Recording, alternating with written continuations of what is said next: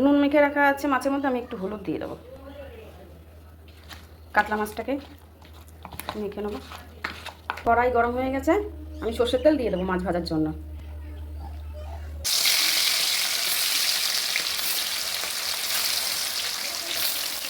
মাছ ভাজাটা হয়ে গেছে, আমি এবার তুলে নেবো।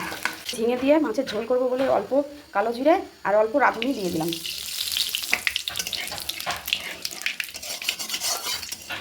কেটে রাখা আলু আর ঝিঙে আমি দিয়ে দেবো।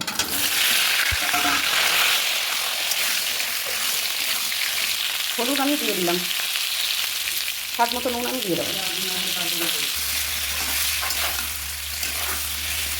লবণ আর হলুদ দিয়ে আমি ভালো করে নেড়ে নিচ্ছি।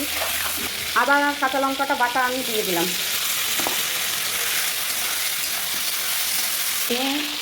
আলু দিয়ে মশলা দিয়ে আমার ভালো করে কষানো হয়ে গেছে, জল ছাড়তে শুরু করেছে। এবার ঝোল আমি দিয়ে দেবো। এখন মাছ আমি দিয়ে দেবো।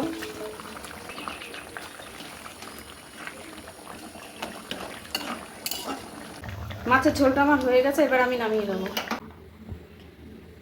আপনারা রান্না করে এরকম করে খেয়ে দেখবেন, ভালো লাগলে লাইক কমেন্ট শেয়ার করবেন।